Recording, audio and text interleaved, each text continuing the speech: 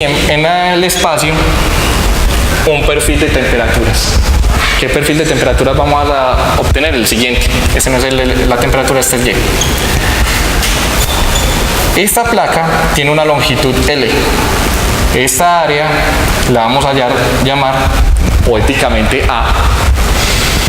Y lo que sí es que decimos que por un lado de la placa tenemos un algo que está a una temperatura T1 y por este otro extremo, que voy a señalar aquí, tenemos una temperatura que llamamos, adivinen,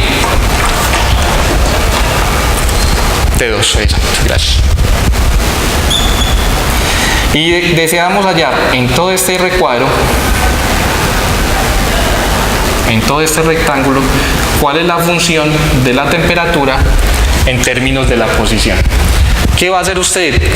Mirando ese sistema de frente, usted se da cuenta que tiene un rectángulo de longitud L, coordenada X y una variación de temperaturas, T1, T2. ¿Cuál va a ser mayor aquí? La temperatura de la izquierda en este caso va a ser mayor que la temperatura de la derecha. De tal manera que la transferencia de energía en forma de calor se dé en la dirección positiva del eje X. Y de tal manera también que este punto esté a una mayor temperatura que este de aquí, generando un gráfico temperatura versus posición en el que usted puede comprender que hay una diferencia de temperaturas y que de una u otra manera va a haber una unión. ¿Esa unión cuál va a ser? Va a ser la unión que se da por medio de una ecuación, que es la ecuación de conducción.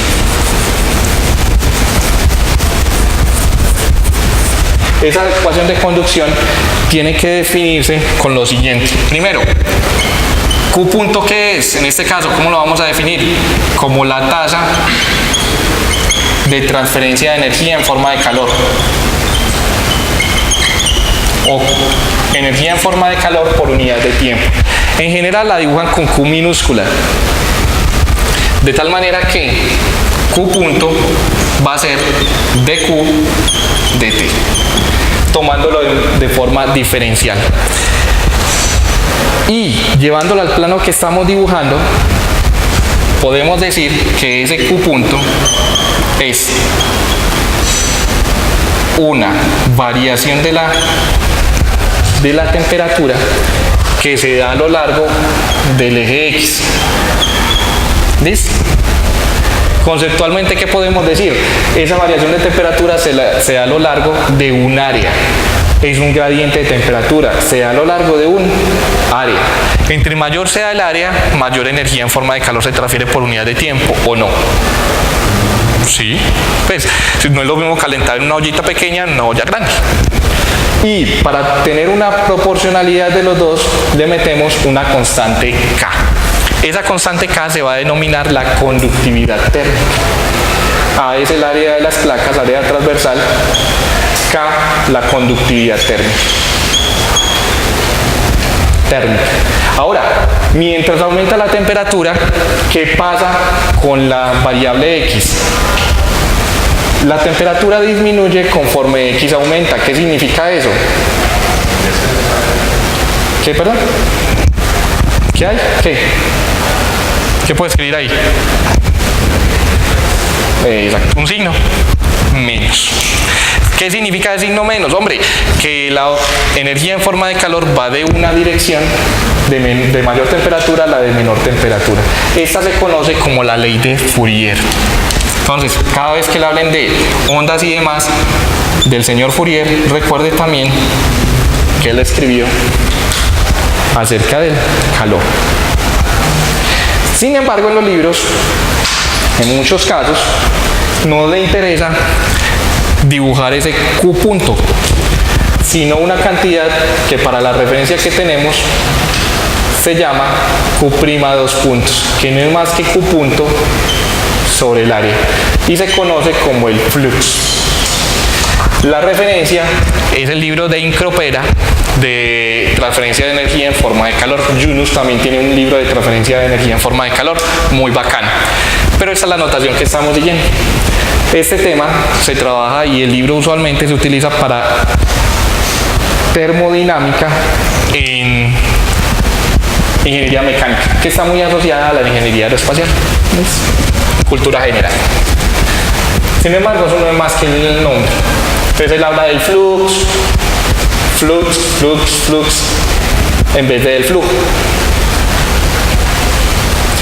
Cada vez entonces que encontremos como Q punto doble prima, estamos hablando del flux. ¿Qué unidades tiene la transferencia de energía en forma de calor? Joule sobre segundo. Y el flux, Joule sobre segundo y metro cuadrado. Ahí no necesitas saber más. Listo. Para los sólidos, resumiendo acá esta conductividad térmica, en los sólidos hay una variación respecto a los líquidos, por ejemplo, y los gases. ¿Cuál será mayor? La conductividad térmica de los sólidos. Entre ellos está la de los líquidos, pero los sólidos tienen una conductividad térmica mayor. Por ejemplo, para el cobre, la conductividad térmica tiene un valor de 10 Joule sobre Kelvin, 10 Joule sobre Kelvin, centímetro, segundo. Y para el CO2, el orden es de 10 a la menos 4 Joule sobre Kelvin por centímetro por segundo. Ahí se nota la diferencia. ¿Qué condiciones se necesitan para la ley de Fourier? 1. Que el sistema sea isótropo. ¿Qué significa que sea isótropo?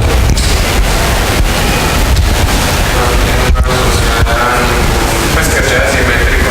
Simétrico. O sea, si usted se para aquí, ve lo mismo en todas las direcciones. Esa es la idea.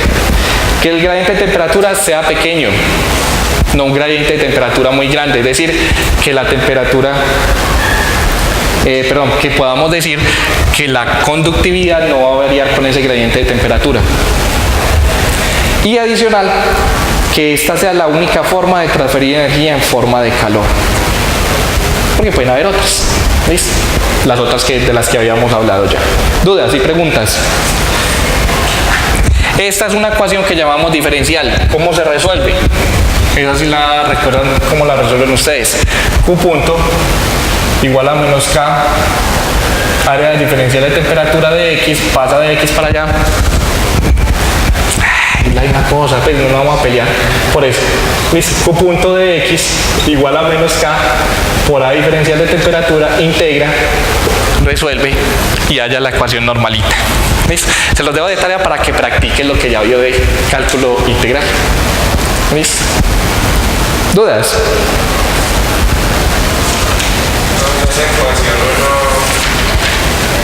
Sí. uno considera que ese flujo de energía es constante, o ya consideran que va cambiando. Q punto es constante, va a ser constante. Es correcto. ¿Va cambiándome? Cambia con el tiempo, sí, pero cambia con el tiempo que respecto a aquí no. Exacto, esa es la diferencia respecto a la variable que estamos tomando. Muy bien. Siguiente forma de transferir energía en forma de calor, más conocida como convección, que ya teníamos el dibujito ahí. Para la convección vamos a hacer lo mismo de escribir una ecuación. Esa ecuación que vamos a escribir para la convección comprende dos mecanismos. Uno,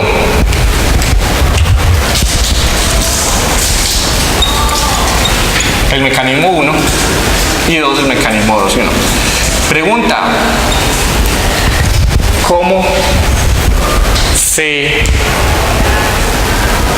utiliza la convección? ¿Cómo seca usted la ropa? Hay dos formas de secar la ropa. Una, ¿por qué? El sol, ¿cierto? Una manera de secar la ropa es al sol. O sea, sería por radiación. Y la otra forma de secar la ropa por el viento, por convección. ¿Listo? Hay dos tipos de convección. Una, la convección libre y la convección forzada. ¿Qué es la convección libre? La convección libre es básicamente es el arrastre que genera el aire a las partículas que están más cercanas, sin que de manera natural. La convección forzada es aquella en la que usted tiene que tener un ventilador para poder evaporar o para poder evaporar básicamente lo que es, disminuir la temperatura de la superficie más exactamente. ¿Listo? Ahora, en la convección usted tiene los dos efectos que son los siguientes. Uno, la difusión, y dos, ¿cómo llama la otra?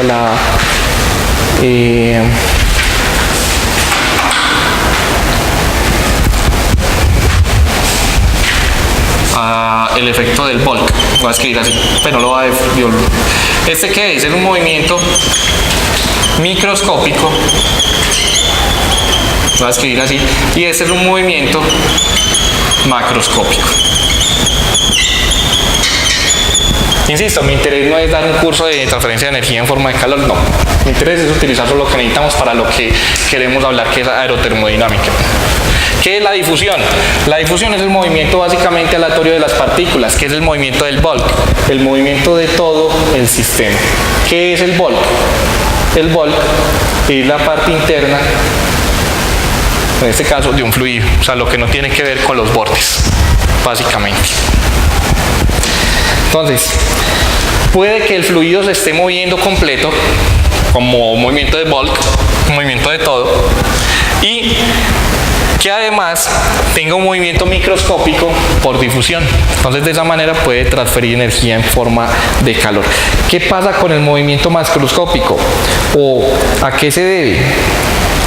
Se debe a un movimiento del fluido por una diferencia, por ejemplo, de presiones, o una diferencia en este caso puede ser una diferencia también de temperaturas que genera una diferencia de presión en el caso del aire, por ejemplo. Listo. Hay dos tipos de mecanismos llamados el de advección y convección. Realmente.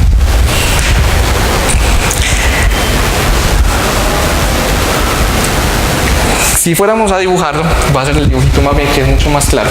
Si fuéramos a dibujarlo, lo haríamos de la siguiente manera.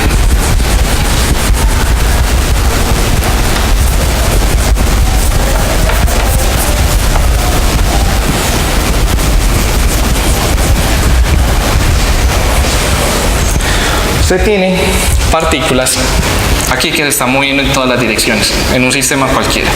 En este caso, un gas. La energía es aleatoria y todo esto es un efecto microscópico.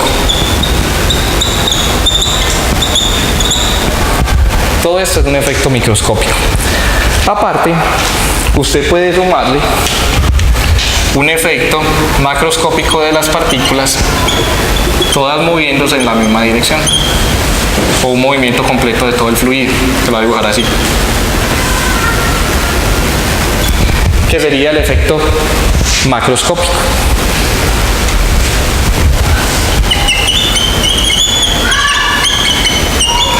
Y esto le da como resultado una transferencia de energía en forma de calor, llamada por convección.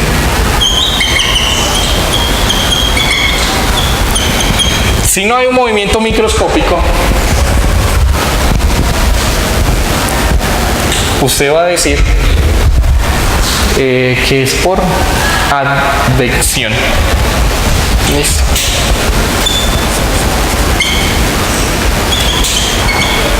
Entonces, estos dos que están asociados a la difusión y al movimiento del bulk dependen del tipo de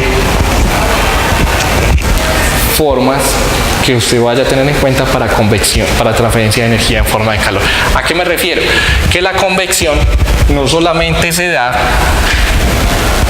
por un movimiento macroscópico de todas las partículas, sino también por un movimiento microscópico. Y que lo que llamamos advección sí se da solo por el movimiento macroscópico. Cultura general. En este caso, entonces, vamos a tomar el ejemplo de convección que nos interesa, y es la superficie de un ala, de un avión. En esa superficie del ala del avión,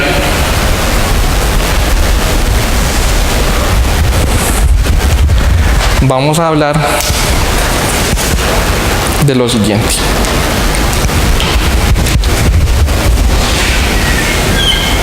Esa es el ala del avión. Esta es la coordenada en Y.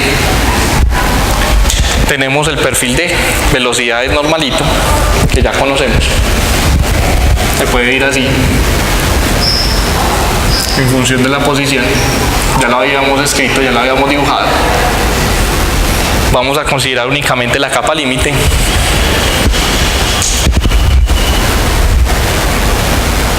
Y vamos a hacer a un lado un gráfico de temperatura versus posición en X. Todo esto es la coordenada X que vamos a dibujar. El aire, ¿hacia dónde se mueve en este caso? Se mueve hacia la derecha. Tiene el ala. Perfecto. ¿Qué vamos a decir entonces?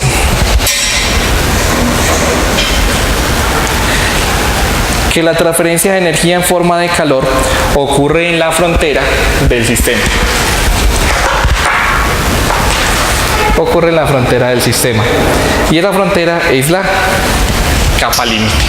Es decir, que en este caso hay una transferencia de energía en forma de calor en esta dirección Y, para una superficie que vamos a considerar que está caliente. ¿Listo? Que es la superficie del ala.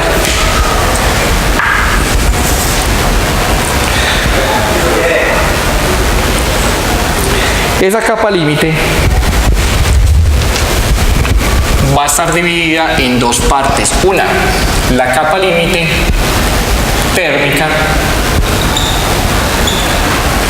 y la capa límite como capa límite como tal, que sería más grande, que es la capa límite de velocidad, y que es la que nosotros habíamos considerado antes.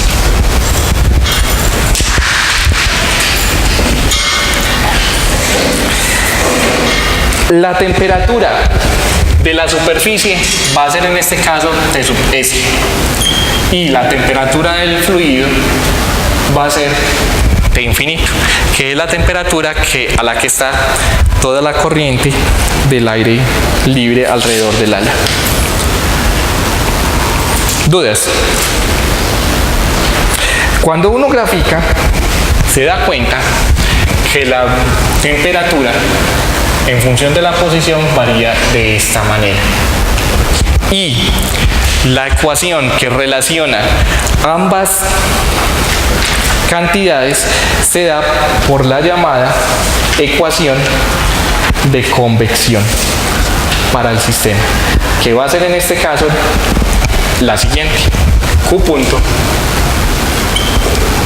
dividido el área igual a una cantidad por la diferencia de temperaturas entre la temperatura de la superficie y la temperatura del fluido, que en este caso es aire.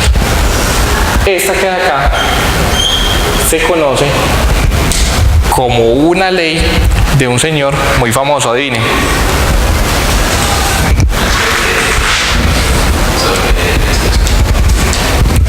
Sobre el área. En este caso sobre el área. Acá.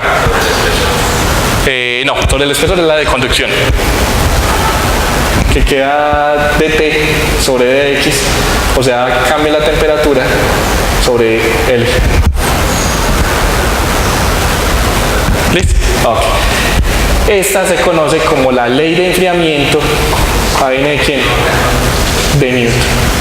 Y esta es la ley que le permite a usted calcular o hallar la transferencia de energía en forma de calor por unidad de tiempo y por unidad de área entre una superficie y un fluido. ¿Qué quiere decir eso? Que entre mayor sea la temperatura de la superficie, mayor es la transferencia de energía en forma de calor por unidad de tiempo. ¿Qué quiere decir? Que en un avión la temperatura de la superficie un instante cuando sube y la temperatura del aire van a permitir que el avión o el ala superficialmente se enfríe de manera muy rápida o lenta. Van a permitir que el ala se enfríe de manera rápida o lenta.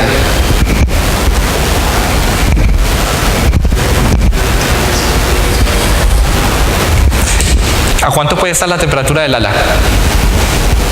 20 grados centígrados. ¿Cuánto puede ser la temperatura del aire? Allá, 10.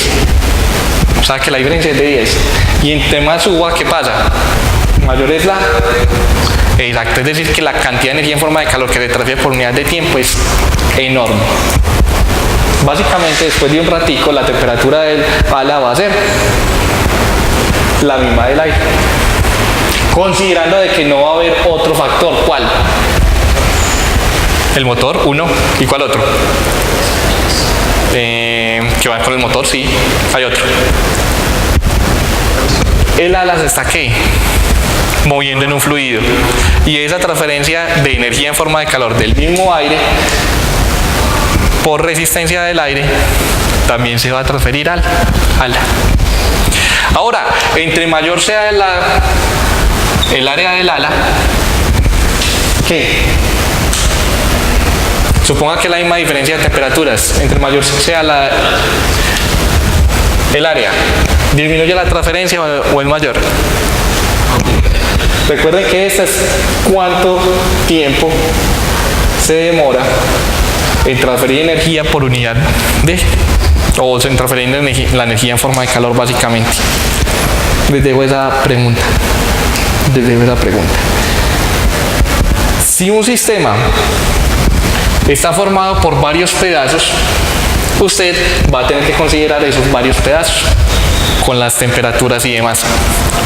Y adicionalmente, esa H tiene un nombre que depende de la superficie y de la geometría. Se conoce como la ¿qué? Conductividad ¿qué? Conductividad por convección, ¿o qué? ¿Cómo le llamamos? Okay. Constante de, coeficiente de convección. Exacto, coeficiente de convección. Que en los sólidos prácticamente no va a aparecer, sino que va a aparecer cuando hay transición de sólido a gas, a un fluido.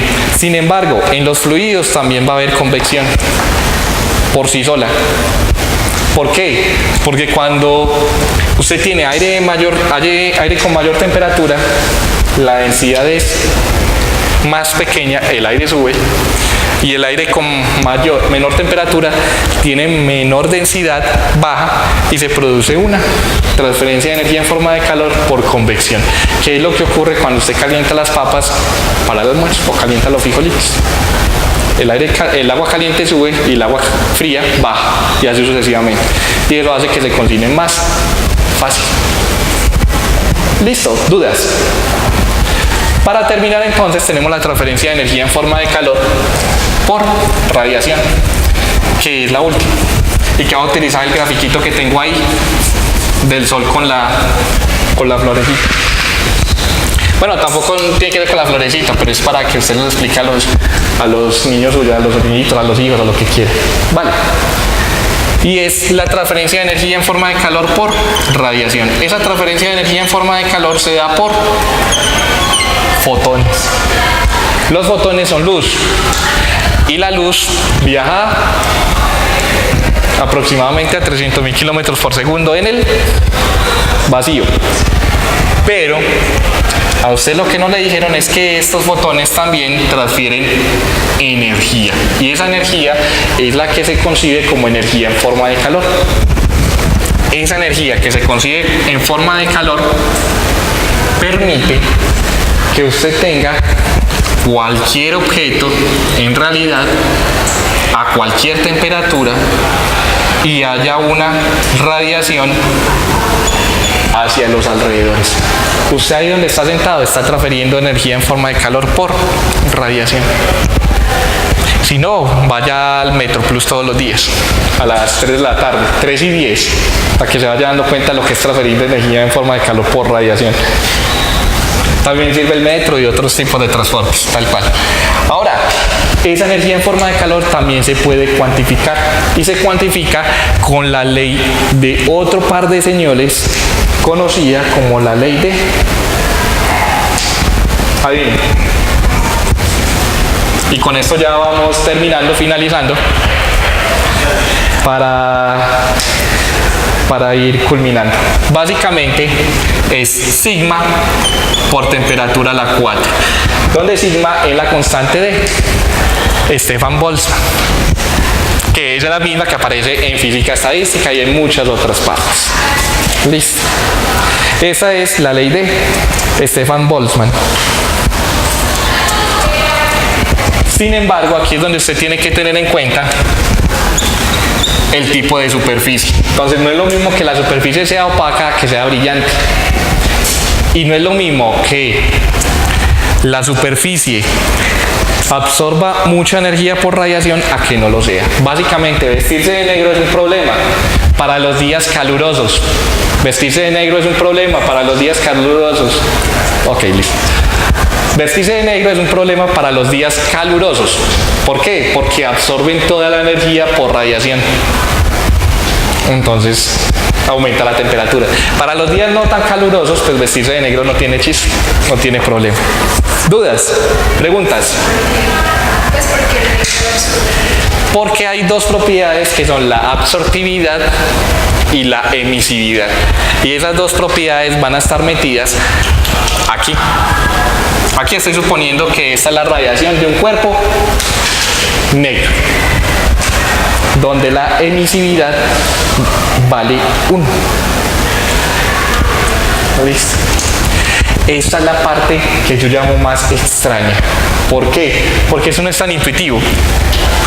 Y porque tener la idea de que un cuerpo negro radia energía no es lo que nos han dicho usualmente. Porque el cuerpo negro casi siempre absorbe la energía, no, también emite. ¿Listo? Y eso va a tener mucho que ver con astronomía. ¿Qué pasa con los agujeros negros? Ah, ¿cómo así que no son negros? Pues hombre, absorben toda la energía, pero también ¿qué? Tienen que radiar. Si no radian, se vuelve un desequilibrio en la naturaleza y no habrían agujeros negros.